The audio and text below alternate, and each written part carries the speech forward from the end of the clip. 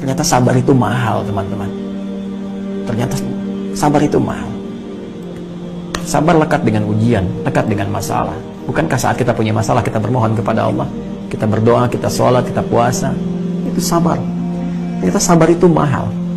Dan diantara jalan sabar itu ada yang dengan musibah, ada yang dengan amal saleh. Jadi ketika Allah menurunkan musibah pada kita, sesungguhnya itu salah satu jalan untuk mendapatkan rahmat Allah, dan boleh jadi ucapan malaikat di kemudian hari kalau kita bisa menyikapinya dengan bijak. Dan jika kita menyiapkan amal soleh dengan sabar, tahajud dengan sabar, sholat dengan sabar, ya kan? Tapi siapa yang ini yang menyiapkan amalan dengan sabar sampai disambut malaikat? Fani ama uqbadar, sekarang silahkan nikmati tempat terindah yang tidak pernah dimasuki makhluk manapun. Tidak jin, tidak manusia, tidak pernah kalian lamunkan seperti ini, tidak pernah kalian lihat dengan pandangan, dengar kisahnya seperti ini persis yang kalian bisa dapati. Silahkan masuk, selamat karena kesabaran yang telah kalian kerjakan. Kata Allah, jika Anda punya kesulitan dalam hidup, apapun jenisnya, maka terimalah itu dengan sabar. Lalu mintakan solusinya kepada Allah. Logika sederhananya begini. Kalau bapak ibu ada kesulitan tentang perihal tertentu, maka Anda akan mencari pakar untuk menyelesaikannya. Motor ada masalah, pergi kemudian ke bengkel. Fisik ada masalah, pergi ke dokter.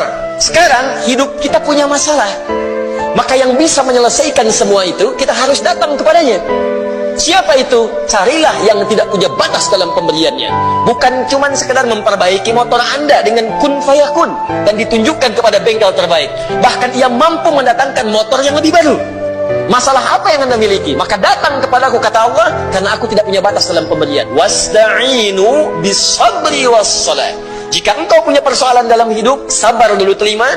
Nanti saat sholat, datang kepadaku, mintakan apa yang ingin kau mohonkan. Allah lebih mengetahui, sedangkan kamu tidak mengetahuinya. Teman-teman sekalian, rumus agar kita bisa berprasangka baik kepada Allah, berpikirlah, yakinlah, Allah lebih tahu mana yang terbaik untuk kita, sedangkan kita tidak tahu mana yang terbaik untuk kita.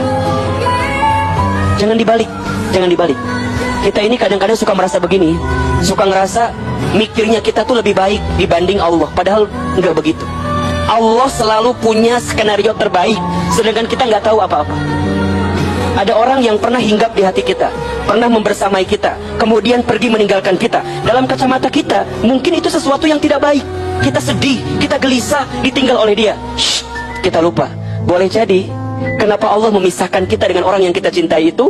Karena Allah tahu, kalau kita memaksakan diri dengan orang itu, kita akan mendapatkan sesuatu yang mungkin menyakiti kita di waktu yang akan datang. Udah, balikin aja ke Allah. Terima. Jangan pernah menghina keadaan, karena malam pun tidak pernah menghina takdirnya menjadi gelap. Jangan pernah menghina keadaan, karena daun pun tidak pernah marah kepada angin yang membuat dia terjatuh dari ranting pohonnya. Terimakan aja, terima, ridho. Maka tadi lanjutkan hadisnya, faman rodiya falahur ridho. Barang siapa ridho dengan ketentuan Allah, yang ridho dengan keadaan yang Allah berikan kepada dirinya, falahur ridho. Sebagaimana Allah berfirman di hadis qudsi, ya ibna Adam, law balaghat dhunubuka anana as-sama, thumma astaghfartani laghafartu laka ala ma kana minka wala ubali. Hei anak Adam, kalau dosa-dosamu sampai lapisan langit, mohon maaf, kalau kumpulkan semua dosa manusia, belum tentu sampai ke lapisan langit. Apalagi dosa satu orang, tak mungkin bisa sampai. Tapi kata Allah, seandainya dosa seorang di antara kalian sampai ke lapisan langit, kemudian kamu beristighfar, taubat, memohon ampun kepada aku ampuni semuanya, dan aku tidak peduli berapa banyak dosamu. Itu kata Allah di hadis qudsi.